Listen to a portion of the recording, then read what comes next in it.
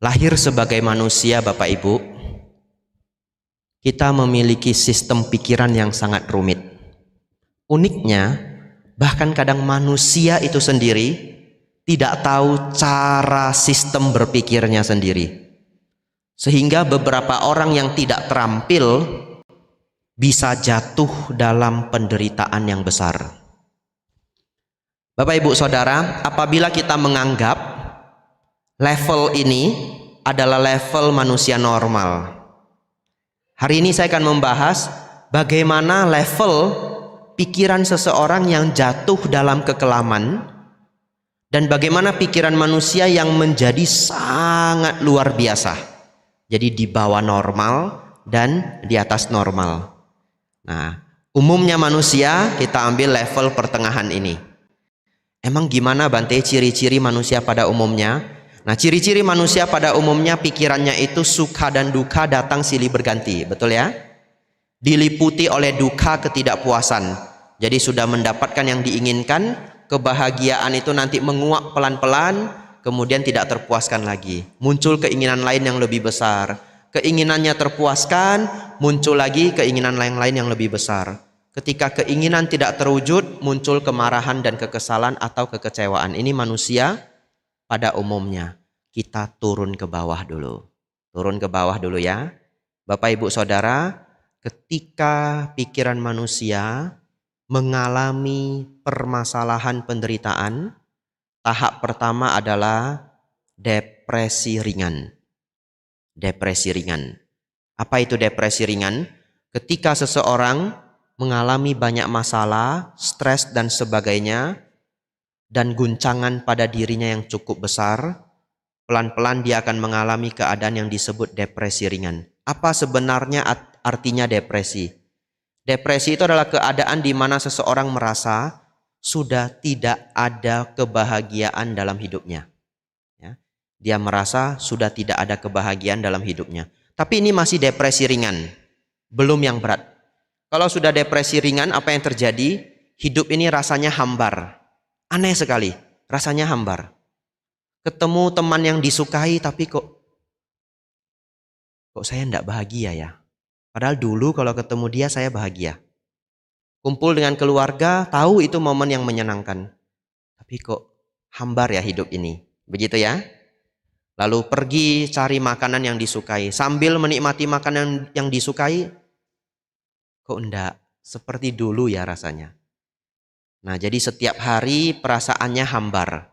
Ini adalah ciri-ciri orang yang masuk pada level fase depresi ringan. Ditandai juga dengan hilang minat dan hilang bakat. Hilang minat maksudnya apa? Apapun tidak ingin dilakukan. Lalu yang dulu menjadi bakat seperti tidak ingin lagi dilakukan. Hilang minat, hilang bakat. Dan ada satu pertanda, kalau Bapak Ibu semoga tidak ya, curiga, saya ini depresi ringan enggak ya? Bapak Ibu pergi melihat pemandangan yang harusnya Bapak Ibu sukai.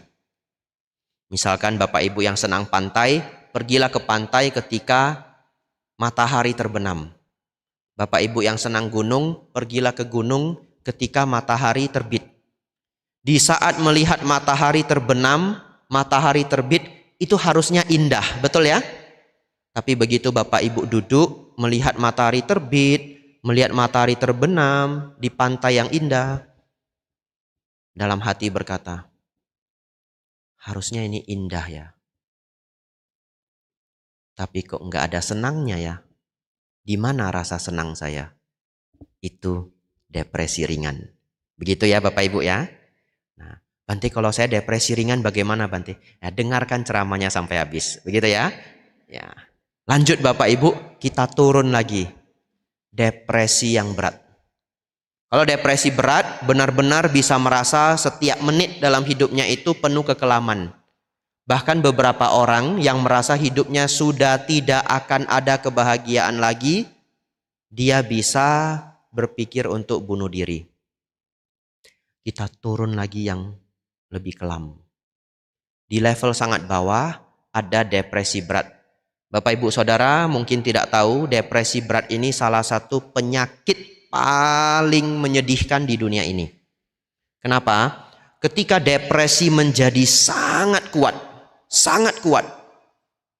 batinnya itu setiap detiknya menderita, tubuhnya menjadi lumpuh. Beneran. Kaki tangan semuanya lumpuh. Barangkali keluarganya berpikir dia stroke.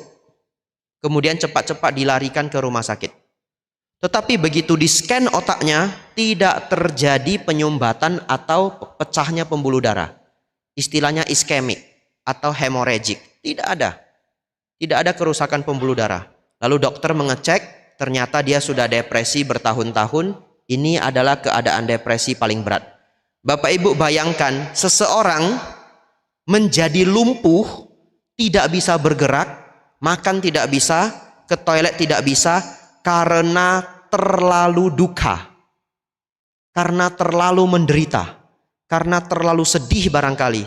Suasana hati yang sangat buruk, sampai seluruh badan menjadi shut off, menjadi berhenti.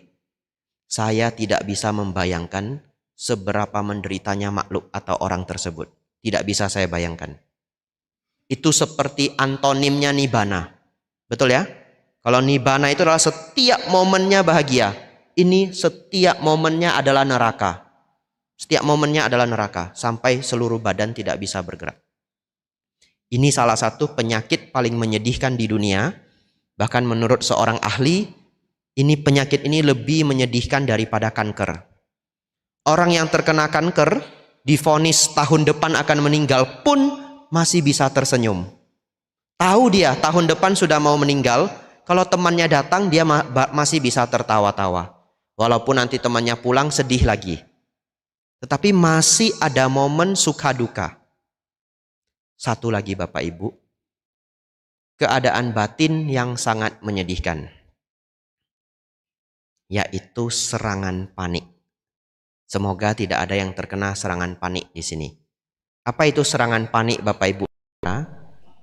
Coba Bapak Ibu bayangkan,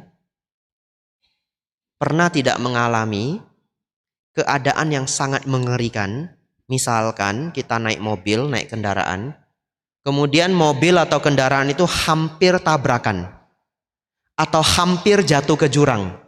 Kemudian tekanan yang terjadi di batin itu yang sedikit lagi jatuh ke jurang tapi tidak jadi. Saya pernah mengalami. Hampir jatuh ke jurang tapi tidak jadi. Hampir tabrakan tapi tidak jadi. Tekanan sepersekian detik itu rasanya sangat menyesakkan di dada. Itu yang dialami orang normal ketika menghadapi bahaya. Begitu ya. Bayangkan orang yang mengalami serangan panik, pikirannya menjadi error, kemudian keadaan yang sangat menyesakkan itu bisa muncul tiba-tiba.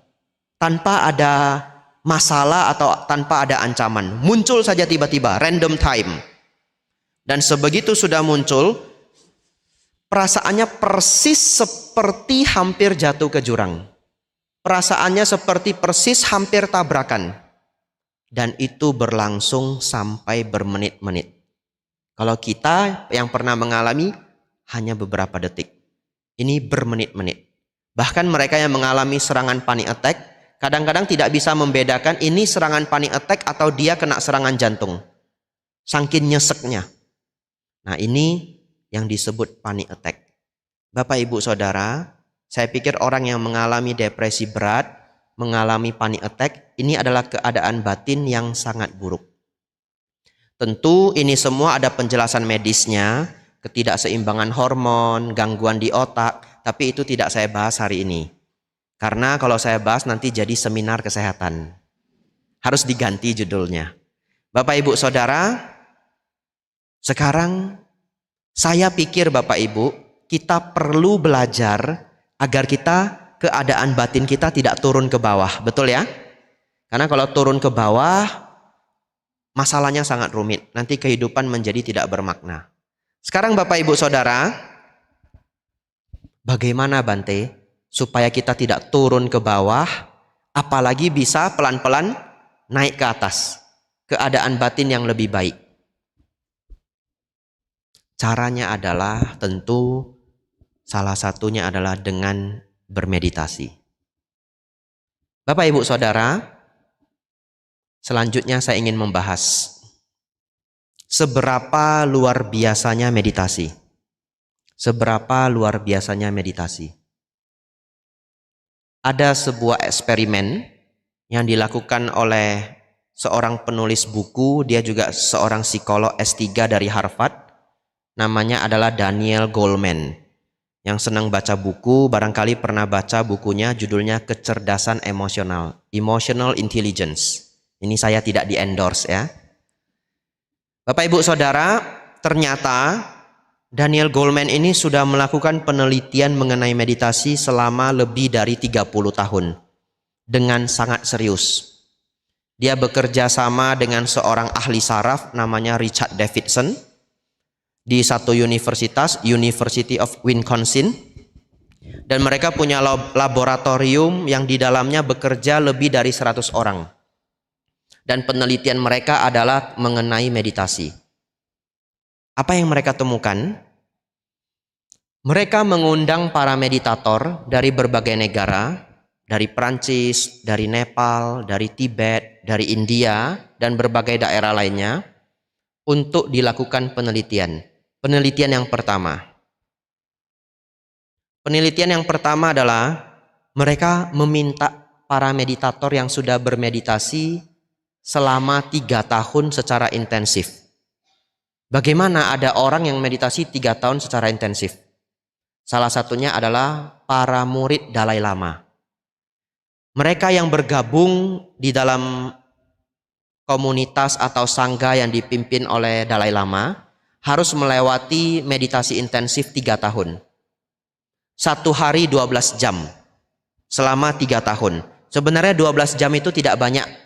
Kenapa? Karena sehari ada 24 jam, betul ya? Meditasi 12 jam masih bisa tidur 8 jam. Masih bisa makan sambil ngobrol-ngobrol dengan teman. 12 jam itu juga tidak langsung 12 jam. Pagi 2 jam, setelah sarapan 2 jam, sebelum makan siang 2 jam, setelah makan siang 2 jam, sore 2 jam, malam 2 jam. Begitu ya Bapak Ibu.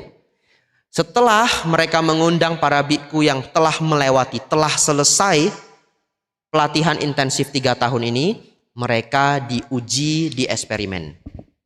Para biku ini Bapak Ibu diminta untuk duduk di satu ruangan. Kemudian mereka akan diberi perlakuan. Nah, perlakuan itu artinya hal yang dilakukan dalam eksperimen. Istilahnya adalah perlakuan. Perlakuannya adalah akan dibunyikan suara tembakan. Sekuat suara tembakan tank. Buam, kencang sekali. Dalam waktu yang tidak ditentukan, random. Jadi bikunya duduk, tidak tahu kapan, tiba-tiba duar, begitu ya. Nah, lalu pembandingnya adalah para tentara. Para tentara elit yang sudah pernah ikut perang di Timur Tengah, para pasukan-pasukan terbaik menjadi pembandingnya. Jadi ada biku dan ada tentara elit. Karena tentara elit itu kan sudah terbiasa dengan suara tembakan. Harusnya mereka tidak terkejut, betul ya? Nah, ini perbandingannya. Para biku yang duduk silahkan, ingin duduk saja, ingin bermeditasi silahkan. Mereka mau melakukan apa silahkan. Yang penting nanti akan ada suara tembakan. Apa yang terjadi Bapak Ibu? Duar suara tembakan itu, ternyata semua tentara yang hadir terkejut. Tidak ada satupun tentara yang tidak terkejut. Lalu apa yang terjadi pada para biku yang diundang? Semua para biku yang diundang hampir tidak terkejut. Kenapa menggunakan kata hampir? Ketika suara itu meledak, badannya itu tidak startle. Startle itu gini, loncat ya. Tidak ada loncatan, tidak ada startle. Tetapi ada micro expression. Jadi masih ada gerakan di wajah, misalkan sedikit kerutan. Jadi mau dikatakan tidak terkejut, ya secara bahasa masyarakat tidak terkejut, betul ya? Karena kalau orang terkejut bagi kita kan loncat toh. Nah, biku ini tidak loncat. Hanya sedikit mikro ekspresi di dalam wajah mereka. Ini membuktikan Bapak Ibu bahwa mereka melakukan meditasi intensif 3 tahun membawa hasil yang luar biasa. Salah satunya adalah rasa takut menjadi hilang. Karena keterkejutan itu adalah rasa takut. Dan Bapak Ibu Saudara, luar biasanya adalah kalau kita baca suta Bapak Ibu, apa ciri-ciri seorang arahat? Salah satu ciri seorang arahat adalah tidak memiliki rasa takut. Jadi kalau Bapak Ibu ketemu seorang arahat, ya tidak perlu dilakukan ya. Ibarat kata seorang arahat ditodong dengan pisau, seorang arahat itu tidak akan meminta tolong. Dia akan pasrah saja. Mati ya mati. Kenapa? Tidak ada ketakutan. Tapi Bapak Ibu nanti setelah selesai makan siang, tidak perlu nodong saya ya. Saya ngaku saja saya belum arahat. Ya, saya tidak perlu ditodong. Bapak Ibu nanti pas lihat saya jalan ke depan juga tidak usah dikejutin ya. Duar, pantai gitu, tidak usah ya. Bapak Ibu Saudara, hal ini sangat luar biasa. Kenapa? Karena ternyata setelah kita bermeditasi, ada bagian kecil di otak kita namanya amigdala. Ukurannya adalah seukuran kuku. Nanti yang penasaran boleh cek di Google amigdala. Dan ternyata bagian otak amigdala ini berhubungan dengan rasa takut, sifat agresif, ya, dan juga trauma-trauma. Ternyata bagian amigdala ini menjadi pasif. Menjadi pasif sehingga rasa takut itu berkurang. Artinya yang sangat luar biasa adalah apa yang diungkapkan oleh Sang Buddha ribuan tahun yang lalu, hari ini terbukti secara sains. Sang Buddha mengatakan seorang arahat tidak memiliki rasa takut. Saya percaya para biku yang mengikuti intensif latihan ini barangkali belum arahat. Tetapi pun menunjukkan rasa takut yang sangat minim. Artinya kemajuan luar biasa. Eksperimen kedua Bapak Ibu. Yang ini yang sangat penting. Semoga setelah Bapak Ibu mendengar eksperimen kedua ini nanti jadi lebih rajin bermeditasi. Begitu ya. Ini silakan Bapak Ibu yang penasaran nanti cari di internet. Judul videonya adalah The Remarkable Brainwaves of High Level Meditator. Ya, The Remarkable Brainwaves of High Level Meditator. Karena ini ada rekamannya, Bapak Ibu tidak usah catat. Ya, nanti kapan-kapan ingin cari videonya balik lagi ke rekaman ini. Tapi saya juga hampir selalu lupa dengan judul video ini. Seringnya saya cuma tulis nama channelnya. Nama channelnya Big Think, berpikir besar. Saya tulis Superhuman sama Meditation. Nanti muncul videonya. Videonya ada gambar seorang biksu tua yang ditempeli kabel-kabel. Bapak Ibu Saudara, pada eksperimen ini mereka mengundang para biku yang sudah bermeditasi lebih dari 60.000 jam. Dicatat ya, lebih dari 60.000 jam. Waduh, banyak sekali Bante. Ya, demikianlah adanya ya. Tadi Bapak Ibu bersama saya sudah bermeditasi 4 menit. Ya, sisanya Bapak Ibu cicil di rumah ya. Sisanya Bapak Ibu cicil. Bapak Ibu Saudara, apa yang terjadi pada beliau-beliau ini? Begini Bapak Ibu. Pada orang normal, kalau mereka scan otak kita dengan MRI, dengan EEG, elektromagnetik, setelah di-scan ditemukan banyak sekali informasi gelombang-gelombang otak. Tapi ada satu gelombang yang sangat khusus. Supaya gampang mereka panggil gelombang ini dengan gelombang gamma. Supaya gampang. Pada manusia normal Bapak Ibu, ketika seseorang mengalami kebahagiaan, gelombang gamma ini akan muncul setengah detik. 0,5 detik. Bagaimana bahagia Bante? Contoh, misalkan kita punya masalah hidup, punya problem, dan kita sudah pikirkan gimana ya jalan keluarnya sampai 1 bulan lebih. Dan setelah kita pikirkan 1 bulan lebih, tiba-tiba satu ketika ketemu solusinya. Saya sudah tahu. Pernah Bapak Ibu merasakan ini? Aha moment, disebut aha moment. Perasaan yang sangat nyaman ya. Gelombang gamma muncul 0,5 detik. Atau misalkan Bapak Ibu sedang lapar, haus, kemudian menemukan buah kesukaan. Orang Indonesia misalkan senangnya semangka. Bapak Ibu ketemu semangka, Bapak Ibu lapar, Bapak Ibu haus, gigitan pertama semangka. Begitu digigit, rasanya itu gelombang gamma muncul 0,5 detik. Jadi setiap gelombang gamma ini muncul 0,5 detik, ini adalah pertanda otak sedang mengalami kebahagiaan. Kebahagiaan indrawi. Dan ini tidak bisa ditipu, karena ini adalah alat, betul ya? Sudah tidak bisa pura-pura, karena alatnya sedang nyeken otak kita. Bapak Ibu Saudara, apa yang terjadi pada otak meditator kelas kakap ini? Bermeditasi lebih dari 60.000 jam. Ternyata Bapak Ibu, para meditator ini memiliki gelombang gamma. Kalau kita 0,5 detik, betul ya? Kira-kira berapa detik? Meditator hebat ini berapa detik? Ternyata gelombang gammanya muncul all the time. Setiap waktu. Sudah tidak bisa dibandingkan lagi. Yang jago matematika nanti pulang silakan hitung. Itu 1 banding berapa? Saya mau ngitungnya bingung saya. 1 jam 3.600. Ini setengah detik, berarti 1 jam 7.200. Kalau 1 hari bangunnya 15 jam, waduh kali sendiri. Tapi saya pernah kali beneran 1 banding sejutaan. Ternyata kebahagiaan kita enggak ada apa-apanya dibandingkan para meditator kelas kakap. Oleh karena itu dalam Sutta, dalam Tripitaka, Sang Buddha terus mengulang-ulang bahwa kebahagiaan meditasi itu sangat tinggi. Dan hari ini terbukti secara sains. Namun Bapak Ibu mungkin berpikir, adik, enggak apa-apa, anak-anak jalan-jalan enggak apa-apa ya. Ya. Bapak Ibu Saudara, Bapak Ibu mungkin berpikir, hati-hati jatuh. Siapa namanya ini? Enggak apa-apa, enggak usah buru-buru. Ya. Nah, ini namanya berjodoh dengan Dhamma ya. Ya.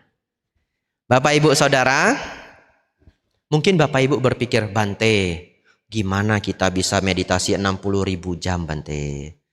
Setengah jam saja lupa Bante. Begitu ya? Bapak Ibu Saudara jangan khawatir. Mereka melanjutkan eksperimennya. Mereka melanjutkan eksperimennya bagaimana kalau seseorang hanya meditasi kira-kira 10.000 jam. Ternyata gelombang gamma itu menjadi muncul sekitaran lebih dari 10 menit. Kalau kita orang biasa berapa? Setengah detik. Mereka lanjut lagi penelitian. Kalau 1.000 jam bagaimana? Ternyata jadi sepersekian detik. Lebih dari 1 detik. Bisa 5 detik, bisa 7 detik. Lalu mereka juga mencoba yang hanya 100 menit. Kalau yang sudah bermeditasi 100 menit, apa yang terjadi? Ternyata amigdalanya menjadi lebih pasif. Memang gelombang gammanya masih sama, tetapi amigdalanya menjadi lebih pasif.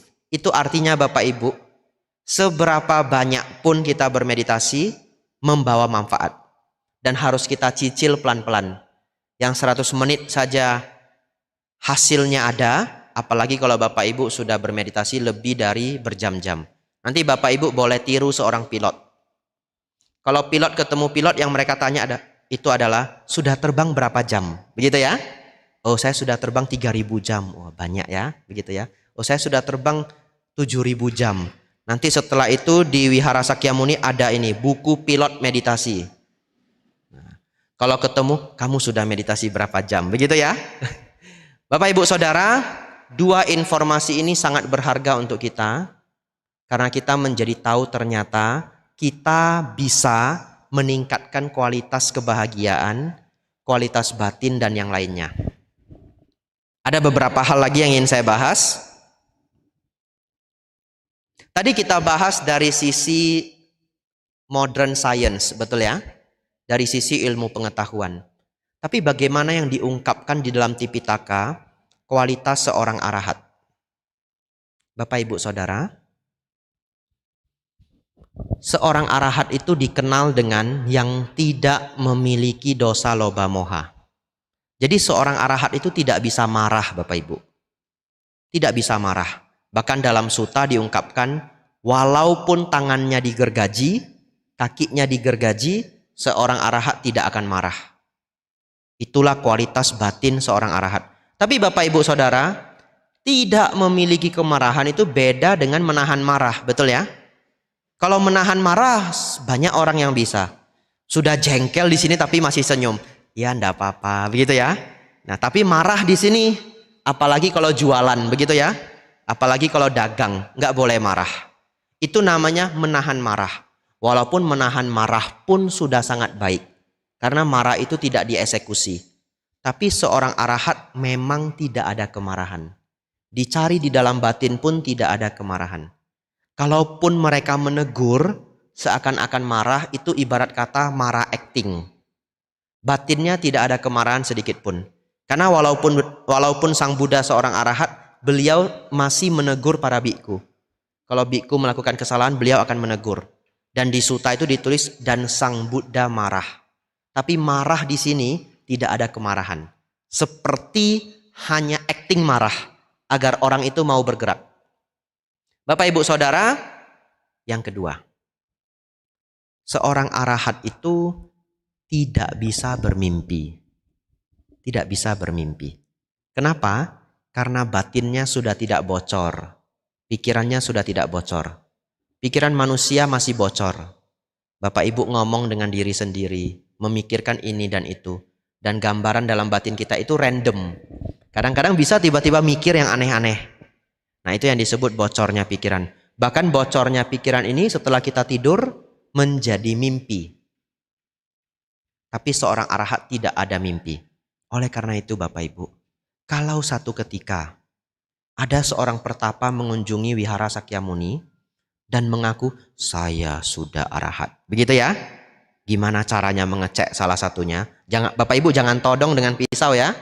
Bapak Ibu nanti kena pasal. Diajak ngobrol Bapak Ibu. Diajak ngobrol. Pertapa, saya minggu ini banyak bermimpi. Mimpi ketemu pertapa beberapa kali, misalkan begitu ya. Atau mimpi apa yang memang sebenarnya Bapak Ibu alami. Lalu tanya, pertapa dalam bulan ini mimpi apa? Oh, saya mimpi datang ke wihara Sakyamuni. Ketahuan ya, arahat KW Bapak Ibu ya. Seorang arahat tidak bisa bermimpi. Nah Bapak Ibu Saudara, seorang arahat tidak ada dosa loba moha, tidak ada rasa takut, tidak bisa kecewa, tidak bisa kesal, ya, tidak ada duka, batinnya senantiasa bahagia, tidak bisa bermimpi. Luar biasa Bapak Ibu. Terakhir, bagaimana agar Bapak Ibu bisa memiliki kualitas seperti halnya para meditator-meditator hebat tadi, dan juga mendapatkan kualitas-kualitas yang menuju pada kualitas seorang arahat. Tentu tidak seperti seorang arahat, tapi kita meniru arahat saja dampaknya luar biasa, betul ya? Meniru apa yang hebat, kita akan mendapatkan hal yang hebat. Yang pertama, saya menyarankan Bapak Ibu praktek meditasi setiap pagi. Kalau bisa 10-15 menit enggak apa-apa. 10-15 menit, tapi setiap hari. Setiap hari, yang sulit adalah setiap hari. Bante, setiap hari saya belum bisa. Setidak-tidaknya 3 kali seminggu. Yang sulit itu adalah dibuat menjadi konsisten. Tapi itu yang membawa hasil. Itu sangat membawa hasil. Tapi kenapa harus pagi Bante? Nah, karena Bapak Ibu Saudara akan menghadapi dunia ini. Jadi kalau Bapak Ibu setiap pagi bermeditasi 10-15 menit, maka pada hari itu perasaan emosi Bapak Ibu lebih terkendali. Sehingga ketika ke tempat kerja, ketika menghadapi teman kerja, ataupun di sekolah, di kampus, batin menjadi lebih tenang. Jadi itu sangat positif. 15 menit setiap pagi sebelum beraktivitas. Meditasi apa Bante? Saran saya, meditasi Anapanasati. Tapi kalau Bapak Ibu punya objek meditasi kesukaan Bapak Ibu, silahkan. Tetapi salah satu saran saya adalah mengembangkan Anapanasati. Kenapa? Nanti ada lanjutannya. To be continue. Salah satu hal juga adalah, satu ketika Bante Ananda bertanya kepada Sang Buddha, Bante, apa yang Bante praktekkan sebelum mencapai pencerahan dan setelah mencapai pencerahan? Apa yang Sang Buddha jawab? Sang Buddha menjawab, sebelum mencapai pencerahan, saya mempraktekkan Anapanasati. Setelah mencapai kebudaan, saya mempraktekkan Anapanasati. Jadi Anapanasati ini disebut objek meditasi yang paling dipuji Sang Buddha. Ana itu artinya nafas masuk. Pana artinya nafas keluar. Makanya sila pertama namanya Panatipata. Artinya tidak melenyapkan yang bernafas keluar. Nah, apa yang bernafas keluar itu makhluk hidup. Ya, ana nafas masuk, pana nafas keluar, sati perhatian. Bapak Ibu Saudara, Anapanasati ini adalah meditasi terbaik untuk mengembangkan meditasi ketenangan, samatha. Tapi Bapak Ibu tidak perlu khawatir, Bante, saya harus praktek samatha atau vipassana. Keduanya harus dipraktekkan. Tidak bisa kurang, tidak boleh tawar. Kenapa? Dalam sutta ditulis, ada satu sutta di mana Bante Ananda mengungkapkan. Saat itu, Sang Buddha sudah Mahaparinibbana. Sehingga kalau ada para bhikkhu yang mencapai kearahatan, mereka akan datang dan lapor ke Bante Ananda. Dan dari semua yang dikumpulkan oleh Bante Ananda mengungkapkan demikian. Semua yang mencapai arahat datang padaku, dan mereka mencapai arahat melalui 4 cara. Yang pertama, mempraktekkan samatha, kemudian vipassana. Yang kedua, mempraktekkan vipassana, kemudian samatha. Yang ketiga, mempraktekkan samatha dan vipassana bersamaan. Yang keempat ini sangat rumit. Jarang dibahas di dalam Theravada. Tapi banyak dipraktekkan di dalam meditasi Zen Buddhism, aliran Jepang. Ya, yang nomor 4 ini apa? Dia merenungkan aku, muncul kegelisahan. Melenyapkan kegelisahan, mencapai kearahatan. Jadi di dalam sutta Bante Ananda mengungkapkan 4 cara pencapaian arahat. Oleh karena itu Bapak Ibu Saudara, Bapak Ibu mempraktekkan yang mana dulu tidak masalah, tapi Bapak Ibu tetap harus mengembangkan keduanya. Bante, kalau Sang Buddha gimana Bante? Begitu ya? Saya selalu kembali pada panutan kita Sang Buddha. Saya pikir mengikuti apa yang dipraktekkan Sang Buddha adalah salah satu jalan yang paling aman. Dari sedemikian banyak cara yang sudah kita pelajari di era modern ini. Karena zaman sekarang beda guru bisa beda teknik. Sangat membingungkan. Jangankan umat Buddha, bhikkhu juga ikut bingung Bapak Ibu. Jadi apa yang saya lakukan? Kembali pada panutan. Sang Buddha ternyata mempraktekkan samatha dulu, kemudian vipassana. Beruntung. Kemarin saya sudah buat pelajaran Baya Berawa Sutta. Di sini siapa yang hadir kemarin? Wah, rame ya. Nah, kemarin kita belajar Bodhisatta mengembangkan jana pertama, jana kedua, jana ketiga, jana keempat. Kemudian Tewija, melihat kehidupan lampau, melihat keterkaitan kehidupan, melenyapkan asawa. Bapak Ibu Saudara, pencapaian jana 1 sampai jana 4 adalah samatha. Tewija adalah vipassana. Jadi Sang Buddha mengembangkan samatha dulu, kemudian vipassana. Bagi yang belum mendengarkan Dhamma Class kemarin tapi tertarik, mungkin nanti akan dirilis rekamannya oleh channel Wihara Sakyamuni. Nanti silakan cari di channelnya. Oleh karena itu Bapak Ibu, ini saran singkat saya. Prakteklah Anapanasati atau meditasi yang lainnya silahkan yang Bapak Ibu sukai 10-15 menit sehari. Terakhir, sebenarnya saya merasa terlalu singkat ya. Banyak yang ingin saya sampaikan, tapi tidak apa-apa. Terakhir ya, lebih sedikit tidak apa-apa ya. Ya, ini bagian terakhir Bapak Ibu. Ini latihan yang sudah saya praktekkan bertahun-tahun. Selalu saya ceritakan. Bapak Ibu Saudara, kapanpun Bapak Ibu stres, mengalami keadaan batin yang tidak nyaman, apakah marah, apakah kesal, apakah takut, apakah rasa malu, dan sebagainya, bagaimana cara kita menenangkan stres ini? Dalam bahasa Pali, segala keadaan batin yang tidak nyaman disebut dukkha, betul ya? Semua keadaan batin yang tidak nyaman disebut dukkha. Pertanyaan saya, marah itu menyenangkan atau tidak? Tidak, dukkha. Sedih tidak menyenangkan, betul ya? Dukkha. Kalau kecewa menyenangkan atau tidak? Tidak, dukkha. Bapak Ibu merasakan malu, menyenangkan tidak menyenangkan? Tidak menyenangkan, rasa malu adalah duka. Bapak Ibu Saudara, kita ambil contoh kemarahan saja, karena ini paling gampang dilihat. Ketika Bapak Ibu marah, akan terjadi perubahan fisik Bapak Ibu. Kening menjadi ketat, rahang menjadi tegang, otot-otot semuanya menegang, jantung berdegup kencang, nafas menjadi berat. Ini ciri-ciri kita stres, dan dalam contoh ini kita sedang marah. Kalau Bapak Ibu marah, nafasnya pasti, kemudian jantung dup dup dup dup dup. Tidak ada, saya belum ketemu orang marah, saya sedang marah, kamu harus hati-hati. Tapi nafasnya tenang begini, belum ada. Kalau orang marah pasti nafasnya berat. Bapak Ibu Saudara, semua ciri-ciri fisik yang tadi saya sebutkan tidak bisa Bapak Ibu ganggu. Tidak ada orang yang bisa membuat jantung yang berdegup kencang menjadi pelan. Belum ada ya.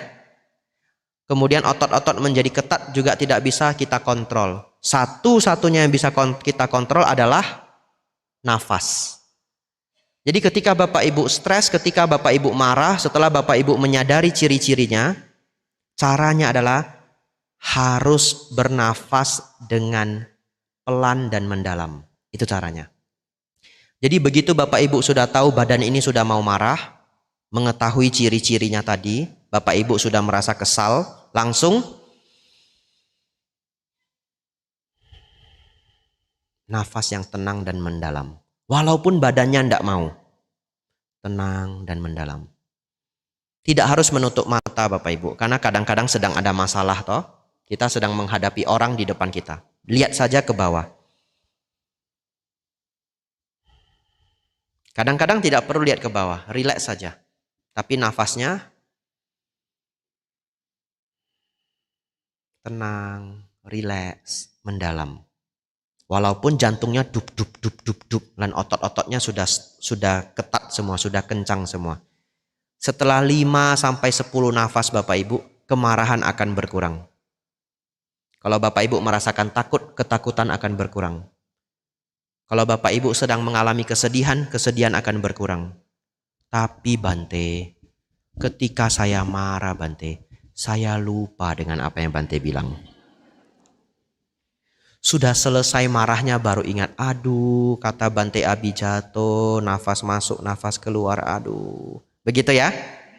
Bapak Ibu biasanya akan lupa. Jadi gimana caranya biar tidak lupa? Ini latihannya Bapak Ibu. Setiap Bapak Ibu menunggu apa saja, langsung latihan nafas masuk, nafas keluar. Tenang, rileks dan mendalam. 20 sampai 30 detik sudah cukup. Tidak lama. 20 detik tidak apa-apa. 30 detik tidak apa-apa. Dan kalau Bapak Ibu merasa nyaman mau dilanjutkan silakan. Setiap kali menunggu, Bapak Ibu bernafas 20-30 detik tenang, rileks dan mendalam. Setelah itu ingin keluarkan HP silakan. Karena zaman sekarang orang menunggu pasti keluarkan HP. Latihannya bagaimana? Contoh. Bapak Ibu yang bawa kendaraan sendiri, apakah motor, apakah mobil, begitu ketemu lampu merah, langsung nafas masuk, nafas keluar. Tenang, rileks dan bahagia. Awal-awalnya sulit Bapak Ibu. Mana ada orang ketemu lampu merah bahagia, betul ya? Nah, cuma kita ketemu lampu merah bahagia. Oleh karena itu menjadi latihan. Setiap ketemu lampu merah, nafas masuk, nafas keluar. Lama-lama kita menjadi senang. Setiap lampu merah saya bisa beristirahat, membahagiakan batin sejenak. Melihat nafas yang indah. Bapak Ibu belanja ke pasar, beli sesuatu di mall. Kadang-kadang sudah pesan harus nunggu, betul ya? Sebegitu sudah pesan harus nunggu. Begitu nunggu langsung nafas masuk, nafas keluar. 30 detik cukup. 20 detik cukup Bapak Ibu. Hanya menjadi kebiasaan. Bapak Ibu ngantri. Ngantrinya 20 orang di depan Bapak Ibu. Kalau orang lain nggak tahu, ada yang kesal, ada yang bosen ya. Bapak Ibu sebegitu ngantri langsung nafas masuk, nafas keluar. Jangan tutup mata Bapak Ibu, nanti kelewatan. Depan jadi kosong Bapak Ibu. Ya, Anda usah nutup mata, lihat di bawah saja. Nafas masuk, nafas keluar. 20 detik, 30 detik cukup. Mau keluarkan HP silahkan.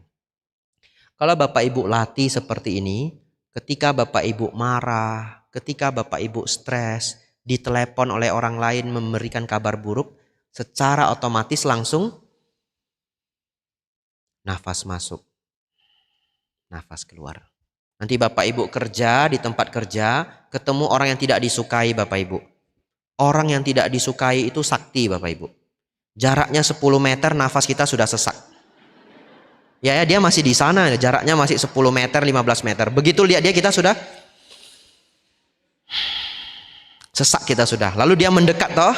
Ya, tapi Bapak Ibu jangan begini ya. Begitu dia lewat langsung 1 kali. 10 menit lagi dia balik, dia lewat 2 kali. 3 kali. Nanti pas ketiga kali dia nanya, "Kamu kenapa? Setiap saya lewat kenapa? Kamu mendesah nafas seperti itu kenapa?" "Enggak, kata Bante Abhijato, nafas masuk, nafas keluar." Begitu jangan ya. Itu namanya pertanda kebencian ya. Tidak, rileks saja nafasnya untuk mengurangi kemarahan. Bapak Ibu Saudara, silakan praktekkan ini dalam kehidupan sehari-hari. Pengalaman saya setelah 4 bulan ini menjadi kebiasaan. Bahkan setiap saya menunggu apapun, refleks saya adalah nafas masuk, nafas keluar. Ini terakhir contoh, karena saya sudah lewat jam ini. Sudah kelebihan jatah saya. Belum ya? Oh. Nah Bapak Ibu Saudara, misalkan kadang-kadang Bapak Ibu pergi ke rumah makan, diantar makanannya tapi tidak ada sendoknya. Misalkan saja ya. Begitu tidak ada sendok garpu, Bapak Ibu manggil orangnya, "Mas, sendoknya ndak ada." "Oh ya maaf Pak, maaf Bu, saya ambilkan." Begitu dia jalan Bapak Ibu langsung nafas masuk, nafas keluar. Ini miracle Bapak Ibu, keajaiban. Bapak Ibu mungkin tidak percaya, nanti praktekkan. Bapak Ibu akan merasa sangat aneh. Hal-hal yang membuat orang lain kesal tidak membuat Bapak Ibu kesal. Aneh sekali. Aneh sekali. Setiap hal yang tidak terduga terjadi, tidak ada kekesalan. Dikembangkan terus bersamaan dengan meditasi, semuanya akan meningkat. Tidak bisa saya jelaskan lebih. Kalau satu hari kita ingin belajar tentang khusus tentang meditasi, kita buat topiknya atau kita membuat retreat. 40 menit, 50 menit benar-benar tidak cukup. Bapak Ibu Saudara, sekian apa yang bisa kita pelajari hari ini. Semoga membawa inspirasi untuk Bapak Ibu semua. Semoga membawa manfaat untuk Bapak Ibu semua. Semoga Bapak Ibu Saudara semakin maju dalam dhamma, semakin maju dalam kehidupan. Sabbe sata bhavantu sukhitata. Semoga semua makhluk hidup berbahagia. Sadhu.